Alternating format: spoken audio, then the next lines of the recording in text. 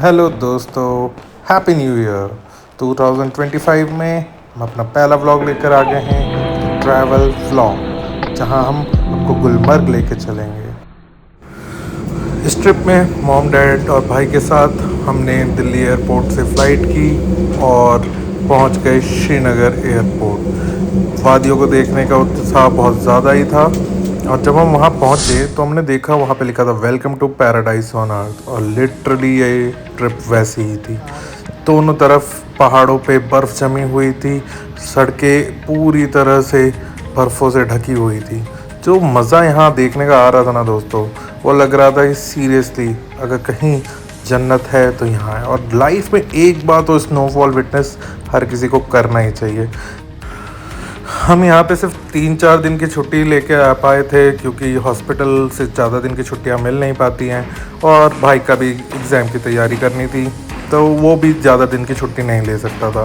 इस चक्कर में हमने एक्लेमेटाइज़ होने का कोई भी टाइम ना लेके डायरेक्टली श्रीनगर से गुलमर्ग के लिए गाड़ी बुक की और जाने का फ़ैसला किया। ऑल्दो ये फ़ैसला बाद में थोड़ा ट्रिकी हुआ, मम्मी की थोड़ी सी तबीयत भी ख़राब हुई, but after 1 day she was fine.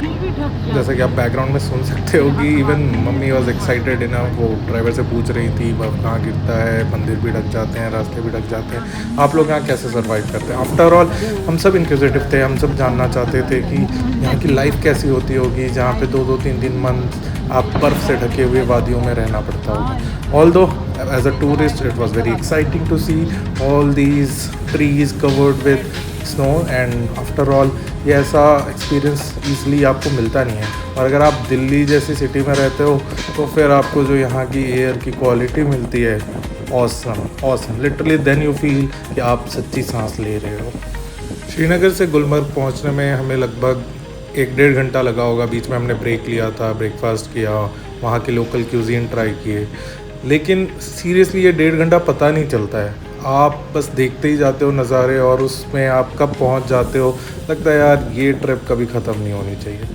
हाँ, और ये मेरे बहुत सारी ट्रिप्स में सबसे बेस्ट ट्रिप है। ज़्यादा बर्फ है इसलिए चैन नहीं लगी है ना।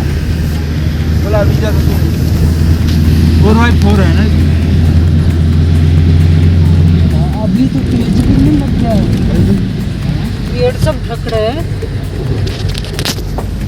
आज के लिए। पूरे रास्ते हम लोग ड्राइवर से बात करते गए, यहाँ के लोकल एरियाज़ के बारे में, यहाँ के मौसम के बारे में जानते रहे, और यहाँ क्या क्या देख सकते हैं वो सब पूछा। वैसे देखो दोस्तों, यहाँ पे इस हिली एरिया में बाहर के ड्राइवर को ड्राइव करना इजी नहीं होगा, और स्पेशली अगर आप हिली एरियाज़ के लिए ट्रेन नहीं हो तो आई विल सजेस्ट दैट आप लोग वहाँ के लोकल ड्राइवर को ही हायर करें ताकि आप इसकी ब्यूटी एंजॉय कर सकें और स्ट्रेस ना हो आपको कि यहाँ पर ड्राइव कैसे करोगे। आपको बहुत इजीली श्रीनगर से गुलमर्ग के लिए गाड़ियाँ मिल जाएंगी, 4x4 चलती हैं, नहीं तो बड़ी गाड़ियों में चेन लगा के चलना पड़ता है ताकि वो बर्फ़ पे फिसले ना। और जब आपने एक बार हायर कर लिया तो आप उनके साथ पूरा ट्रिप प्लान कर सकते हो सो दैट आप कुछ भी मिस ना करो। लोग कई बार सोनमर्ग और गुलमर्ग को कंपेयर करते हैं, बट मेरे प्रेफरेंस के हिसाब से Gulmarg is much better place, much tourist attractive place. So आप गुलमर्ग जाना तो बिल्कुल मिस ना करें। अगर आपके पास टाइम है तो आप सोनमर्ग भी जा सकते हैं। भाई 1.5-2 घंटे जब हमने ट्रैवल करके गुलमर्ग पहुँचे तब हमको समझ आया कि भाई क्यों इंडिया कश्मीर को कभी छोड़ना नहीं चाहेगा। अरे क्यों छोड़े, हम हमारे देश का पार्ट है, ऑफ कोर्स हम रखेंगे। पता नहीं कितने लोगों ने कुर्बानी दे दी इस चीज़ के लिए।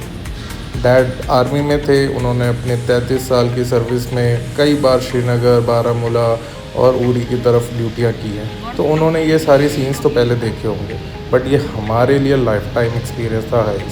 भाई क्या सुंदर जगह है यार, क्या सुंदर जगह, आप देख सकते हो इस वीडियो में। भाई आप एक बार एंजॉय करो। Mummy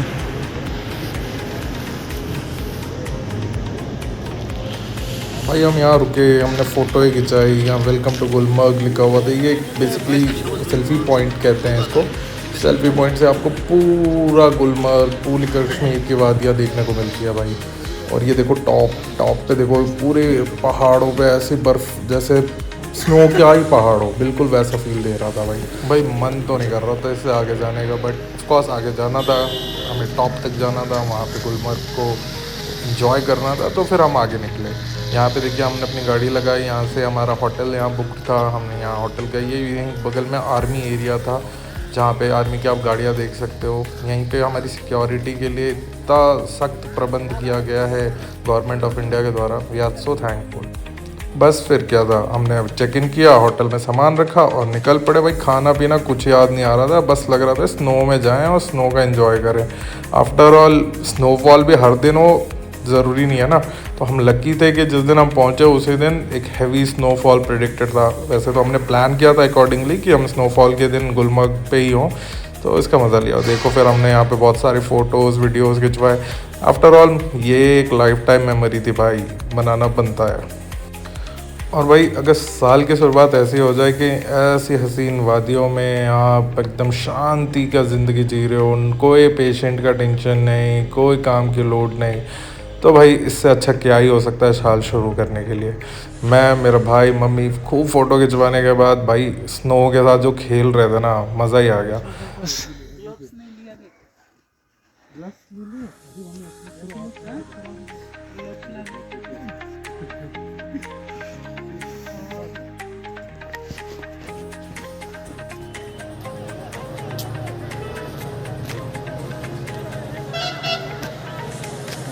Hallo. Sigarette. So eine Situation. कैसा लग रहा है मम्मी? बहुत ही मजा आया। और ठंड कैसी लगी? दलदल इसके बाद बहुत सारी फ़ोटोज़ खिंचवाने के बाद, स्नोमैन बनाने के बाद हमने डिसाइड किया कि अब चलते हैं अपने गंडोला राइड पे, जो कि वहाँ से हमको टॉप पे ले जाता है, जहाँ पे हम बहुत सारी स्पोर्ट्स एक्टिविटीज़ भी करने वाले थे, स्नो एक्टिविटीज़। तो देखो करना है। अच्छा। तो उसके बाद आपको स्नो बाइक है। मेरे हिसाब से अगर आप स्नो बाइक, स्लेजिंग और स्कीइंग करोगे वो बेटर रहती है, बाकी कुछ मत करो। यही एक्टिविटी सारा यहीं पे है साहब।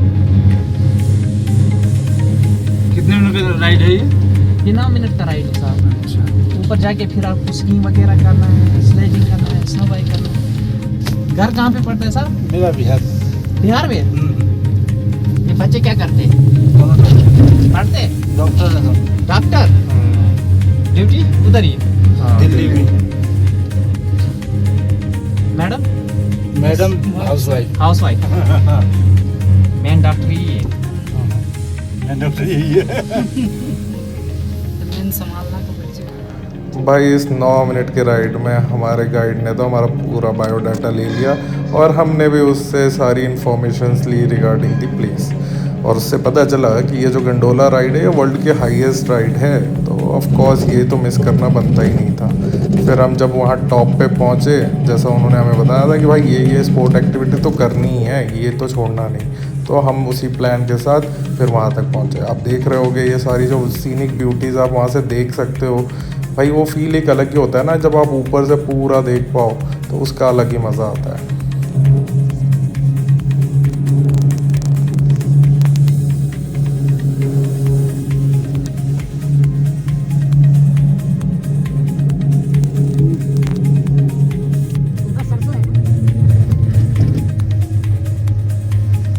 भाई ये सरसों के खेत नहीं है, सरसों एक जगह है वहाँ पे जिसकी बात हो रही है।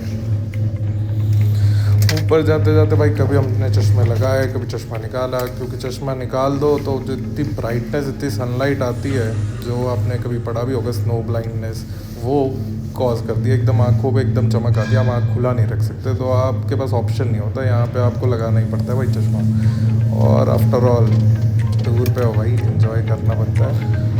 यहाँ के लोग भी ना बहुत ही अच्छे हैं, बहुत ही अच्छे, मतलब इतने हेल्पफुल और इतने सॉफ्ट स्पोकन है ना कि मज़ा ही आ जाता है, लगता है जैसे आप अपने घर में ही हो और इन्जॉय कर रहे हो। तो ये चीज़ मुझे यहाँ के लोगों की बहुत ही सही लगी है। फिर हम यहाँ पे जब गंडोला राइड से उतरे तो फिर देखो आप स्लो मोशन में देख सकते हो जो स्नोफॉल हो रहा था, भाई क्या सीन था यार।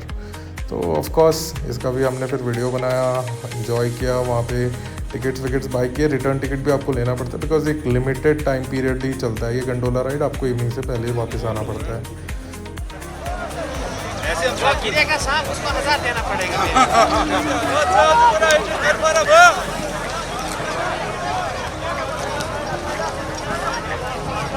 जहाँ पर मैं पाँव नीचे जाता है ना नहीं अभी नहीं, अभी हम थके नहीं, अभी अंदर से तो गर्मी लग रही है।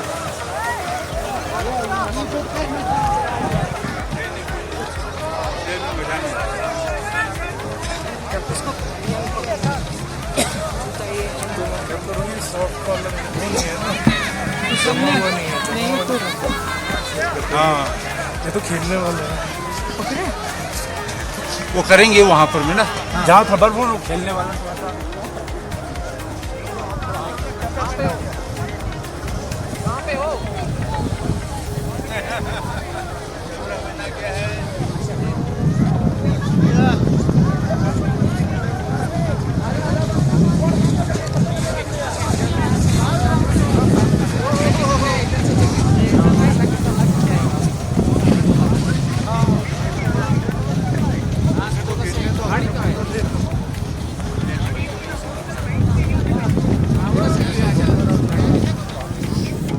भाई तो आप जैसा देख सकते हो वीडियो में कि हम तो वो प्लेस ढूंढ रहे थे जहाँ पे बर्फ़ काफ़ी सॉफ्ट हो, क्योंकि थोड़ा धूप आने के बाद ना बर्फ़ सॉलिड हो जाता है तो आप उसके साथ से खेल नहीं पाते। तो हम वो जगह ढूंढ रहे थे जहाँ पे आप बर्फ़ के साथ खेल सको। हमारा गाइड में गाइड कर रहा था कि भाई चलो अब मैं लेके चलता हूँ आपको, हम वहाँ जा रहे थे। अब इस वीडियो में आप जो देखोगे ना मज़ा आएगा भाई, क्योंकि भाई बहुत स्लिपरी था ये, बहुत स्लिपरी। और मैंने ना स्नो बूट्स पहनने से मना कर दिया। मैंने कहा यार स्नो बूट बहुत टाइट हो रहे थे, स्नो बूट नहीं पहनूंगा मैं, जो बूट्स लेके आया था वही पहनूंगा। तो वहाँ पे ग्रिप बन नहीं रही थी। तो देखो भाई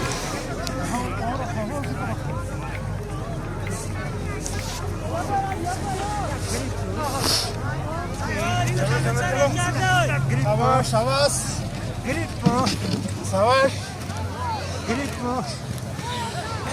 शाबाश। ओ भाई भाई भाई पकड़ लो भैया, कहीं नहीं जाएगा। ओ कहीं तो नहीं जाऊंगा, पकड़ तो लो यार।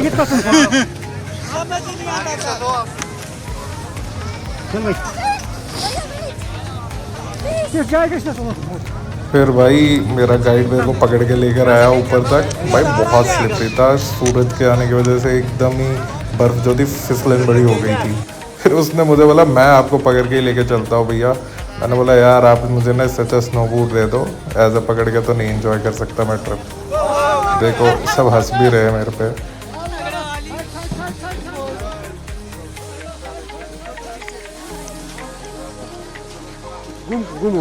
भाई करीब आधे एक घंटे तक यूँ घूमा, फ़ोटो खिंचवाई, वीडियोस बनाए। इसके बाद बात था भाई स्नो एक्टिविटी करनी है, मेन तो वही है। तो फिर हम यहाँ से निकले, बोले अब हमारा गाइड भी कह रहा था भैया टाइम कम बचा, चलो पहले स्नो एक्टिविटी ख़त्म करते हैं। हमने बोला चलो भाई इन्जॉयमेंट तो होती रहेगी, पहले स्नो एक्टिविटी के लिए चलते हैं। बट उससे पहले कुछ जो यहाँ की सीनिक ब्यूटी की फ़ोटोज़ है वो तो लेंगे ना, तो वो पहले फ़ोटोज़ लिया, थोड़ी बहुत मस्ती की, और फिर जब हम आगे बढ़ने लगे तो देखो फिर आगे क्या होता है।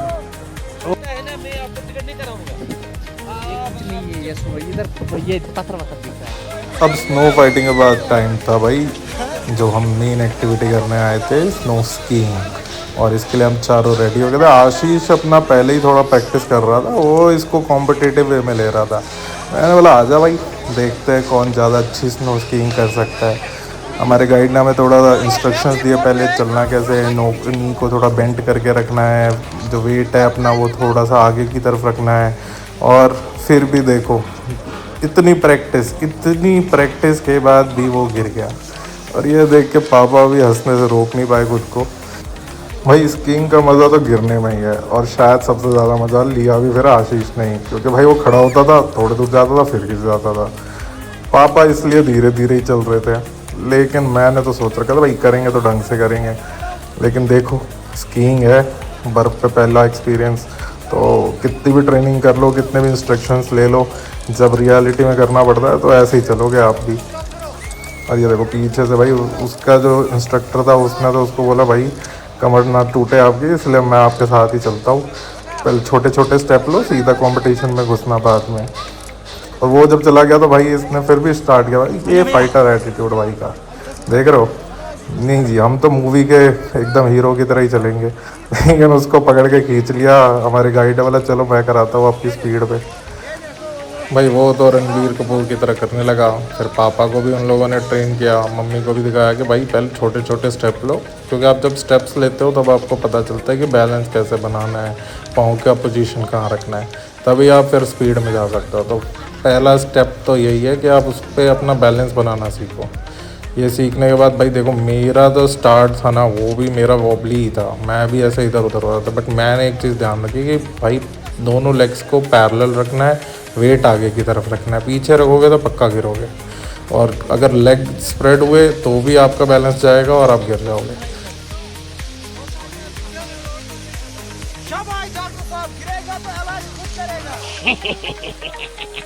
तो स्टार्टिंग में तो मैं अपने इंस्ट्रक्टर के हेल्प से चलता रहा, फिर धीरे धीरे मुझे इसमें कॉन्फिडेंस आने लगा। और भाई इसमें जब एक बार आप सीख जाओ ना, तो इतना मज़ा आने लगता है कि आप छोड़ोगे नहीं। फिर क्या था, एक बार आपको थोड़ा मज़ा आ जाए किसी चीज़ का, तो फिर आप वो छोड़ोगे थोड़ी। और वो भी ऐसा माहौल, भाई हर कोई स्कीइंग कर रहा है, हर कोई एंजॉय कर रहा है, तो फिर मैंने भी स्टार्ट कर दिया। मॉम डैड और भाई तो थक के बैठ गए थे, मैं अपना कंटिन्यूस लगा रहा। भाई गर्मी होने लगी शरीर में, जैकेट वैकेट उतारने पड़े भाई। इसके बाद कंटिन्यूस करीबन 20-25 मिनट्स तक मैंने स्कीइंग की, एंजॉय किया, और एक बार भी गिरा नहीं भाई पूरे उसमें। तो ये था, मैं पहले गिर गया था बट तो ऐसे नहीं गिरा।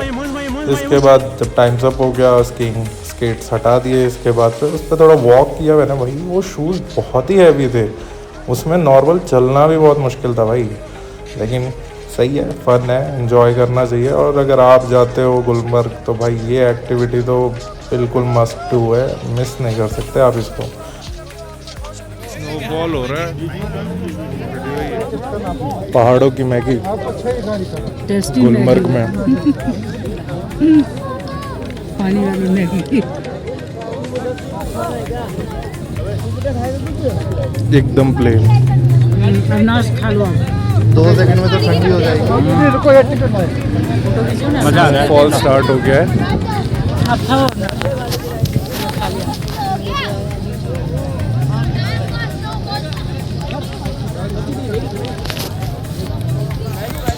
भाई पहाड़ों की मैगी सुनी थी, बट खाने में जो मज़ा है, और वो भी पहाड़ों पे अगर बर्फ़ हो तो भाई वो जो गरम गरम टेस्ट है ना, और उसके साथ चाय हो जाए तो जो मज़ा आता है ना भाई, वो वहीं जाके पता चलता है। नॉर्मल मैगी जो शायद घर में कभी खाने में मज़ा भी ना आए, वो वहाँ पे इतनी टेस्टी लगेगी ना आपको। अब देख सकते हो आप, मैं एंजॉय कर रहा था मैगी का टेस्ट। भाई वो पूरी जगह ना एकदम पिकनिक स्पॉट में कन्वर्ट हो गई थी। बर्फ़ की चादर बिछी हुई है, लोग मैगी ले रहे हैं, चाय ले रहे हैं, एंजॉय कर रहे हैं अपने फैमिली के साथ। लाइफ टाइम एक्सपीरियंस है ये तो, बिल्कुल एकदम सीरियस। और कुछ लोग कहते हैं ना यार, वो पहाड़ों पे मैगी जाके खाना ओवर हाइप्ड है, थोड़ा प्राइस भी थोड़ा ज़्यादा रहता है। भाई प्राइस छोड़ो, जो वो फील आती है ना ठंड में गरम गरम चीज़ खाने का, उसके लिए कोई भी प्राइस है ना कमी है भाई। तो ज़रूर एंजॉय करना। और ये स्पॉट ही है भाई, यहाँ पे सिर्फ दुकानों में सिर्फ आपको 2 ही 3 चीज़ मिलेंगे यहाँ पे, या तो आप मैगी खाओ, चाय पियो, या कावा एक थोड़ा सॉल्टी यहाँ की स्पेशलिटी है, जो यहाँ की कावा टी कहते हैं, तो आप वो भी ले सकते हो। बट असली मज़ा तो स्नो फाइट में आता है, और स्पेशली अगर आप अपने फैमिली फ्रेंड्स के साथ गए हो तो मज़ा डबल हो जाता है। देखना आप, यहाँ पे मैं गिर भी गया था, ये देखो, ठीक है, बैलेंस नहीं बन रहा था भाई। यहाँ लूज थी बर्फ़, यहाँ पे पूरा उबड़ खाबड़ हो रखी थी बर्फ़ में, तो सारे लोग यहाँ पे खेल ही रहे थे। इसके बाद हम गए स्नो बाइकिंग के लिए। स्नो बाइकिंग देख रहे हो भाई, चला नहीं सकते यहाँ पे, अलाउड नहीं है, वो राइडर ही चलाएगा। लेकिन देख रहे हो भाई, फुल मज़े ले रहा है आप। आफ्टर ऑल ऐसा बैकड्रॉप है, ऐसी ब्यूटी है, तो फिल्मों में देखते हैं ना, तो भाई तो पूरा धूम 3 की फील ले रहा था कि भाई मैं चला रहा हूँ ये बढ़िया सी बाइक। अब इसको देख के मेरा भी मन हो गया भाई, मैं भी बनाऊँगा, तो मैं भी बैठ गया। मैंने बोला इतनी दूर से आए हैं, एक रील तो बनता है। और जब तक हमारा राइडर आ रहा था, वो तब तक आया नहीं था, तो हमने बोला तब तक इस पर बैठ के फ़ोटो और वीडियो ही बना ली जाए। देखो भाई, स्नो बाइकिंग का मज़ा चाहे पीछे ही बैठ गए हो, लेकिन मज़ा तो आता है। चलो चलो आ जाओ, हो गया। ओ मैडम, मौसम खराब हो रहा है, जल्दी आ जाओ। नहीं मौसम का कोई दिक्कत नहीं है, हमारा टिकट का है। आ जाओ। अच्छा, टिकट बंद हो जाएगा। इसका कॉल तो अभी आएगा, फिर यहाँ से स्लेज पे जाना पड़ेगा। तो जैसा आपने सुना कि हमारे गाइड ने कहा कि भाई अब बंद हो जाएगा गंडोला राइड, तो वापस चलते हैं। हाल तो हम लोग यहाँ से वापस गंडोला राइड लेने जाने लगे। और जाते जाते ये सारी सुंदरता अपनी आंखों में समेटे, अपने यादों में समेटे, वापस जाने की तैयारी करने लगे। वहाँ जाने का मन तो नहीं था, बट ऑफ कोर्स आगे और चीज़ें देखनी थी तो जाना तो पड़ेगा ही। तो यहाँ से हमने फिर अपनी गंडोला राइड ली और वापस अपने होटल की तरफ चल दिया।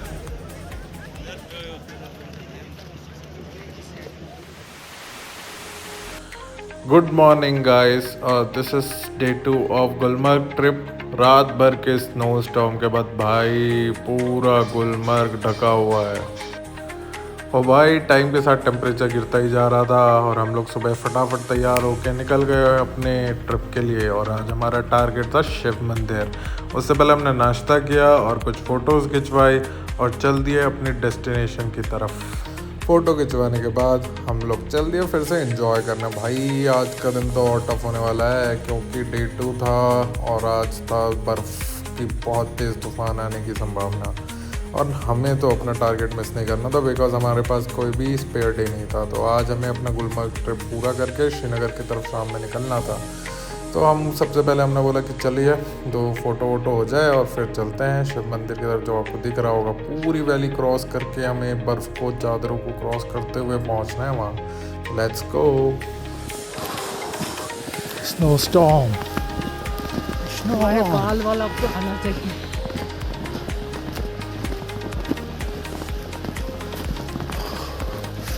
-8 डिग्री सेल्सियस पे। जी हाँ, सही सुना आपने, -8 डिग्री सेल्सियस बहुत ही तेज़ स्नो स्टॉर्म के बीच हम निकल चुके थे डे 2 पे। और आज मैंने गलती नहीं की, आज मैंने अपने बूट्स पहने थे, स्नो बूट्स, और हम जा रहे थे वो शिव मंदिर जहाँ पे शूटिंग हुई थी जय जय जय शंकर सॉन्ग की।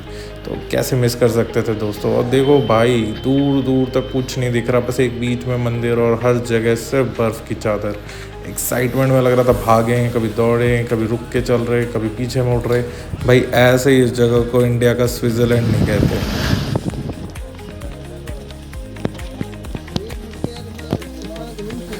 भाई मैं कैलाश तो नहीं गया, शायद भविष्य में कभी जाऊं, लेकिन एक बात तो श्योर है, ये भी जगह कोई कैलाश से कम नहीं थी। शिव जी का ये जो मंदिर था ना, वो एक अलौकिक जगह पे स्थित एक अलौकिक भव्यता के साथ हमें बड़ा ही मनमोहित कर रहा था यार। ऐसी चीज़ थी ना कि मतलब भोलेनाथ आपको जैसे स्वयं दर्शन देते हैं वैसा फील आ रहा था। यहाँ एक शिवलिंग है जहाँ पे हमेशा एक पुजारी रहते हैं, वो पूजा करते हैं। इतनी बर्फ़ में भी वो हमेशा वहाँ बैठे रहते हैं और शिव जी की सेवा करते हैं। भाई यहाँ दर्शन करके कहो तो मज़ा आ गया इस ट्रिप का। आप भी अगर गुलमर्ग जाते हैं तो यहाँ ज़रूर जाएं और दर्शन करें। और फिर भाई इंडिया का कोई भी मंदिर हो, कहीं भी हो, लाइन तो वहाँ रहती है, भीड़ हमेशा रहती है। तो हाँ, थोड़ी बहुत भीड़ आपको मिलेगी, टूरिस्ट सीज़न है, यहाँ पे लोग जाते हैं, घूमते हैं, तो थोड़े बहुत आपको भीड़ मिल सकता है, लेकिन हाँ आपको मज़ा भी पूरा आएगा। वहाँ से फिर हम नीचे की ओर निकल गए जहाँ हमारी गाड़ी वेट कर रही थी। और जैसा मैंने आपको पहले भी बताया था कि आज हमारा प्लान था कि अब यहाँ से हम जाएंगे उरी, बारामूला और फिर लास्ट में श्रीनगर की तरफ।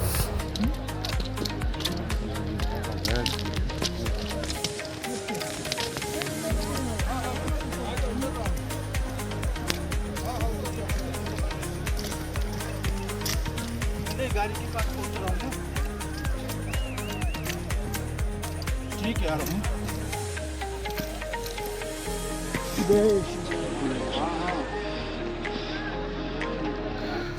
ओम त्र्यंबकम यजामहे सुगंधि पुष्टिवर्धनम उर्वरुक्मिमंदनात् मृत्युमोक्ष्यमामृतात्। ओम नमः शिवाय। फिर हम वहाँ से निकल गए उरी की तरफ। अब गुलमर्ग से नीचे जाने का टाइम था। डे 2 में हमारा प्लान था कि हम बारामूला उरी के कुछ जगहों को एक्सप्लोर करें और इंडिया पाकिस्तान बॉर्डर तक भी जाएं। और जहाँ पे वो उरी का सैड इंसिडेंट हुआ था उस एरिया को भी हम देखते हुए गए, बट ऑफ कोर्स रिकॉर्ड नहीं कर सकते थे because of some security reasons. और भाई जैसे जैसे हम नीचे जा रहे थे ना तो बर्फ़ की लेयर अब कम होती गई। यहाँ ठंड तो थी बट अभी यहाँ पे स्नोफॉल नहीं हुआ था। तो ये देखो हम जो जा रहे हैं, यहाँ जो सामने आपको वाइट एरिया दिख रहा है, यहाँ पे ट्रेड होता था इंडिया पाकिस्तान के जब पहले संबंध अच्छे हुआ करते थे, जब तक वो लोग हमेशा टेररिज्म को सपोर्ट नहीं करते थे, तब हम यहाँ पे ट्रेड होता था। पाकिस्तान से चीज़ें आती थी, वो यहाँ पे आके बेचते थे, इंडिया की चीज़ें पाकिस्तान जाती थी, वहाँ पे बेची जाती थी। तो आज हम वो जो एक ट्रेड एरिया था वहाँ देख रहे हैं। और ये देख रहे हो, ये थोड़ी बान प्लेस है, यहाँ पे जो हिमालयज़ हैं वहाँ पे ट्री कवर जो है वहाँ के लीव्स नहीं है, बिकॉज विंटर का टाइम था। देख सकते हो आपकी आर्मी के सोल्जर हमारे साथ चल रहे थे, बिकॉज ये थोड़ा सेंसिटिव एरिया है। और देखो ये हमारे प्राउड इंडियन आर्मी सोल्जर बन रहे हैं हमारे आशीष जी। और आफ्टर ऑल ACMS से गया, आर्मी के जीन्स तो हैं ही भाई, कैसे नहीं करेंगे। और भाई जैसे जैसे हम आगे जा रहे थे तो हमें एक जगह मिली जहाँ पे लिखा हुआ था कमान अमन सेतु। तो ये बेसिकली आर्मी का एरिया था जहाँ पे ये एज अ मोनूमेंट अभी है। और यहाँ से जब हम आगे जा रहे थे तो थोड़ा सा टेकिकार्डिया हो रहा था, थोड़ी सी सांसें तेज़ हो रही थी, बिकॉज व्हेन यू फील ना कि you are on the border, तो आप वो फील करते हो यार उस तरफ भी तो सेम ही लोग हैं, हम भी हैं, फिर इतनी एक बीच में ये रेखा हमको कितना डिफरेंट बना देती है। आप देख सकते हो ये साइन बोर्ड पे कि यहाँ से श्रीनगर 118 किलोमीटर था और हम उरी से सिर्फ 18 किलोमीटर के आसपास रह गए थे। और आप जो देख रहे हो इस वीडियो में, वहाँ साइड से झेलम नदी जा रही है जो इंडिया से पाकिस्तान की तरफ जा रही है। और ये हमारी ब्रिज है जो इंडिया और पाकिस्तान को, दो हिल्स को ज्वाइन कर रहा है, और उसके बीच से जा रहा है झेलम।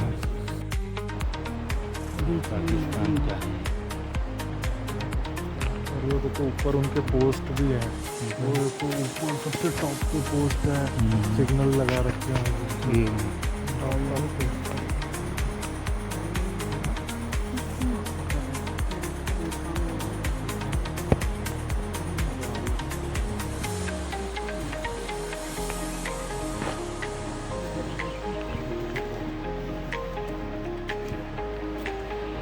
इधर खींचना है, इधर भी लेना, झेलम के कांटे के पास पाकिस्तान का पोस्ट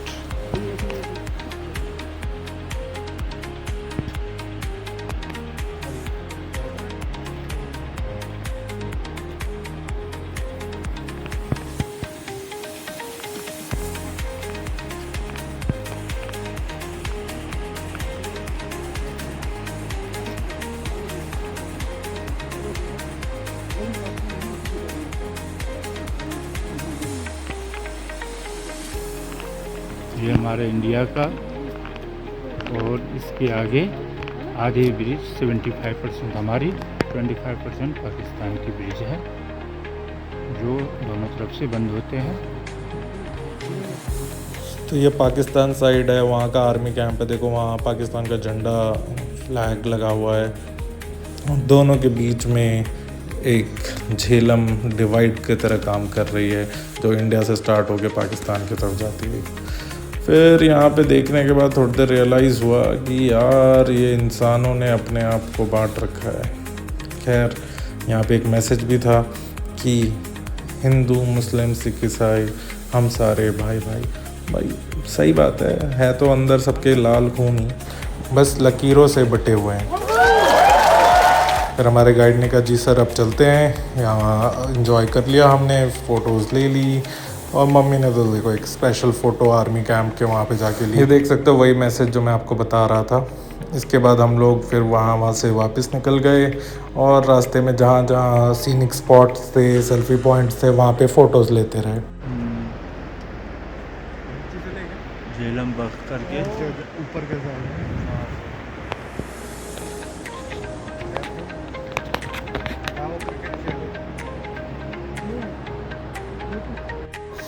इधर दूर एक छोटा सा क्रिकेट ग्राउंड भी देखने को मिला जहाँ बच्चे खेल रहे थे। भाई मानना पड़ेगा, क्रिकेट फीवर तो इंडिया के बॉर्डर तक पहुँचा हुआ है, और कैसी भी टेरेन हो, कैसे भी ग्राउंड हो, या पर्थ की पिच बना के वहाँ खेलने लगते हैं।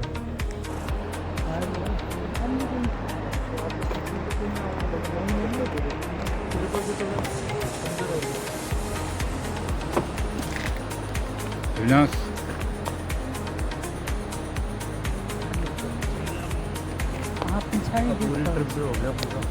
पीछे मत देखो, देखो पीछे मत देखो। पीछे खुला है।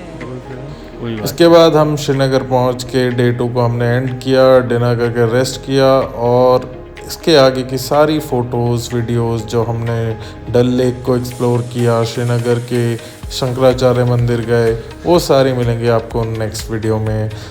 वैसे तो ये वीडियो थोड़ा लंबा हो गया यूजुअल से, बट ये जगह ही ऐसी थी कि it's worth watching every second of it. Anyways, till then you watch these photos and enjoy your moment and live life happily. See you next time. Goodbye.